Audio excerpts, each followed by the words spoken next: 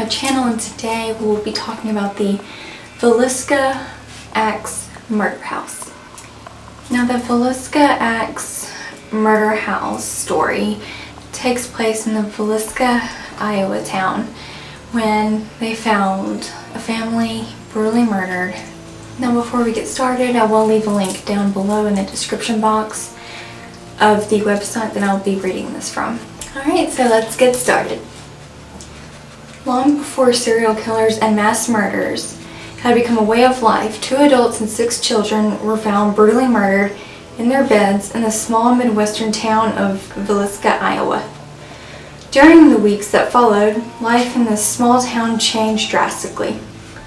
As residents of this small town reinforced locks, openly carried weapons, and huddled together while sleeping, newspaper reporters and private detectives flooded the streets. Accusations, rumors, and suspicion ran rampant among friends and family. Bloodhounds were brought in, law enforcement agencies from neighboring counties and states joined forces. Hundreds of interviews filled thousands of pages, and yet the murders remained unsolved and the murderer unpunished. In 1994, Darwin and Martha Lynn of Corning, Iowa, purchased the former home of murder victim J.B. Moore and his family. The house was returned to its original condition at the time of the murders on June 10, 1912. It was listed on the National Register of Historic Places and open for tours. Films and books on the murders have recently captured the interest of an audience who had never heard of this horrendous crime. Psychics claim they've identified the murderer, and history buffs continue collecting piles of documents they say point to the truth. In all honesty, though, we will never really know what happened on that dark night inside the home of J.B. and Sarah Moore. The murderers were never caught, and given the many years that have passed, their dark secret was obviously carried with them to their own graves. For some, this speculation was almost too much to bear, and in 1912, townspeople began to distinguish and identify themselves by who they believed committed the crime.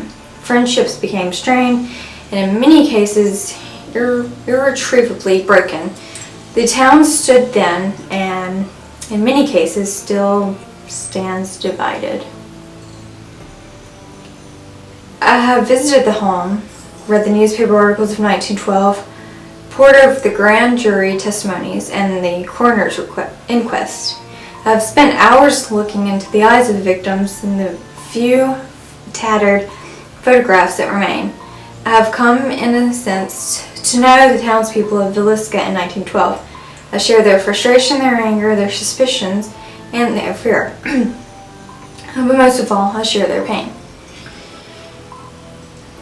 The pain of the unknown, the pain of a terrible tragedy that forced neighbors to look with suspicion upon neighbors, the pain of the 20th century.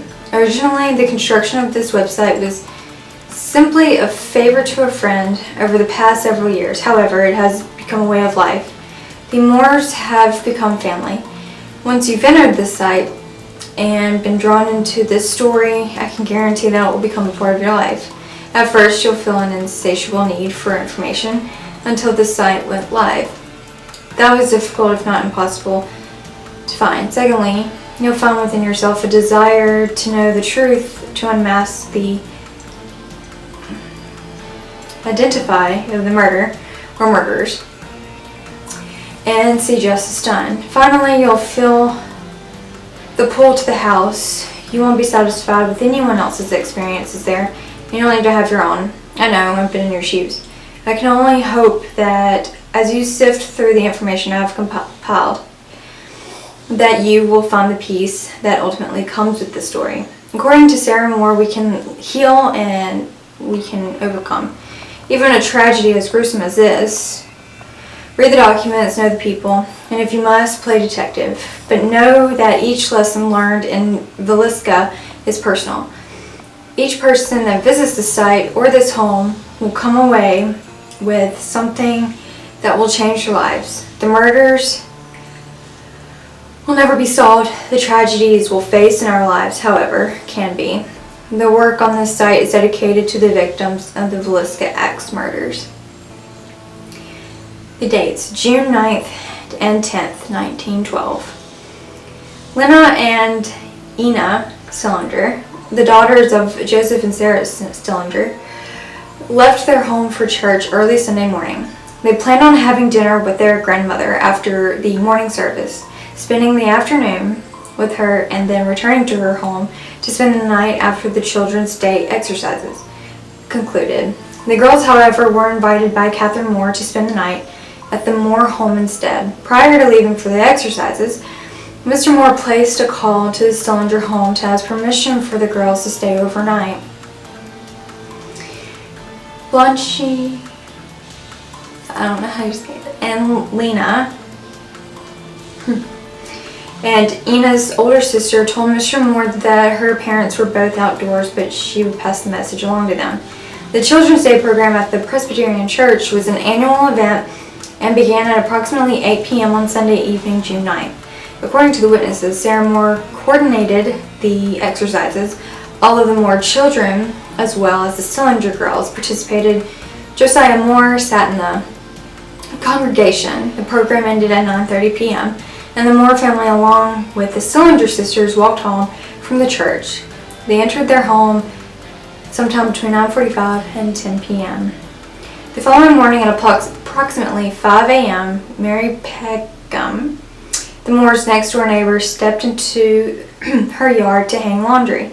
At approximately 7 a.m., she realized that not only had the Moores not been outside, nor chores began, but that the house itself seemed unusually still. Between 7 and 8 a.m., Mary Peckham approached the house and knocked on the door. When she received no response, she attempted to open the door, only to find it locked from the inside. After letting out the Moore's chickens, Mary placed a call to Josiah's brother, Ross Moore, setting into place one of the most mismanaged murder investigations to ever be undertaken. The crime. Based on testimonies of Mary Peckham and those who saw the Moores at the Children's Day exercise, it is believed that sometime between midnight and 5 a.m., an unknown assailant entered the home of J.B. Moore and brutally murdered all occupants of the house with an axe. The victims. Upon arriving at the home of his brother, Ross Moore attempted to look in a bedroom window and then knocked on the door and shouted, attempting to raise someone inside the house. When that failed, he produced his keys and found one that opened the door. Although Mrs. Peckham followed him onto the porch, she did not enter the parlor. Ross went no further than the room of the parlor. When he opened the bedroom door, he saw two bodies on the bed and dark stains on the bedcloths.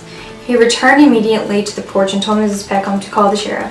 The two bodies in the room downstairs were Lena Stillinger, age 12, and her sister Ina, age 8. House guests of the Moore children. The remaining members of the Moore family were found in the upstairs bedroom by City Marshal Hank Horton, who arrived shortly. Every person in the house had been brutally murdered, their skulls crushed as they slept.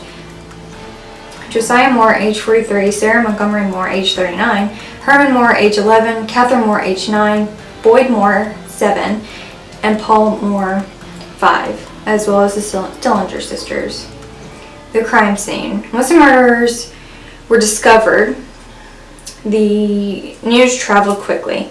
As the small town, as neighbors and curious onlookers converged on the house, law enforcement officials quickly lost control of the crime scene. It is said that up to 100 people traipsed through the house, gawking at the bodies before the Villisca National Guard finally arrived around noon to cordon off the area and secure the home. The only known facts regarding the scene of the crime were: 1. 8 people had been bludgeoned to death, presumably with an axe left at the crime scene. It appeared all had been asleep at the time of the murders. 2. Doctors estimated time of death as somewhere shortly after midnight. Next, curtains were drawn on all of the windows in the house except 2, which did not have curtains. Those windows were covered with clothing belonging to the Moores. All the victims' faces were covered with the bedclothes after they were killed. A kerosene lamp was found at the foot of the bed of Josiah and Sarah. The chimney was off and the wick had been turned back. The chimney was found on the dresser. A similar lamp was found at the foot of the bed of the Stillinger girls. The chimney was also off. The axe was found in the room occupied by the Stillinger girls. It was bloody, but an attempt had been made to wipe it off. The axe belonged to Josiah Moore. The ceilings in the parents' bedroom and the children's room showed gouge markings, apparently made by the upswinging of the axe. A piece of a keychain was found on the floor in the downstairs bedroom.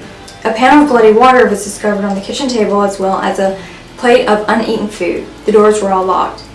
The bodies of Lena and Ina Stillinger were found in the downstairs bedroom off the parlor.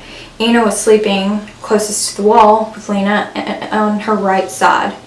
A gray coat covered her face. Lena, according to the inquest testimony of Dr. F.S. Williams, lay as though she had kicked one foot out of her bed sideways, with one hand up under the pillow on her right side, half sideways, not clear over but just a little.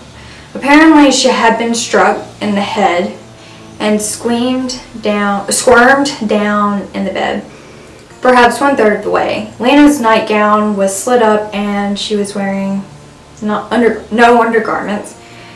There was a blood stain on the left side of her right knee and what the doctors assumed was a defensive wound on her arm.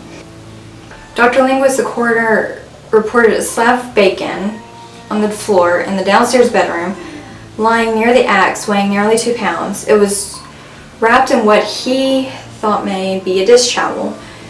A second slab of bacon, about the same size, was found in an icebox. Linguist also made note of one of Sarah's shoes, which he found on Josiah's side of the bed. The shoe was found on its side, however, it had blood inside as well as under it. It was Linguist's assumption that the shoe had been upright when Josiah was first struck and that blood ran off the bed into the shoe. He believed the killer later returned to the bed to inflict additional blows and subsequently knocked the shoe over. Had the murders been committed today, it is almost certain that law enforcement officials would have easily solved the crime and brought the murder to justice. Almost 100 years later, however, the Villisca axe murders remain a mystery. The murderer or murderers are probably long dead, their gruesome secret buried with them. In hindsight, it's easy to blame the officials at the time for what could only be considered a gross mismanagement of what little evidence may have remained. It's important, however, that we also realize that in 1912, fingerprinting was a fairly new venture and DNA testing unimaginable. Although a local druggist had the forethought to attempt to enter the crime scene with his camera, he was promptly thrown out. It is quite probable that even if the crime scene had been secure, the evidence would not have provided any real clues. There was no central database of fingerprints, so even if they hadn't had any recovered, the murder would have had to have been apprehended for comparison. Granted, prints may have either convicted or cleared Kelly and Mansfield. Frank Johns, however, was suspected only of masterminding the plot, not actually committing the murders himself. Fingerprints would not have exonerated him. Now this is going to have, I think this is either going to be a 2-part or a 3-part series. But yeah, I hope you guys like it. Like, comment, and subscribe, and I will see you all next time.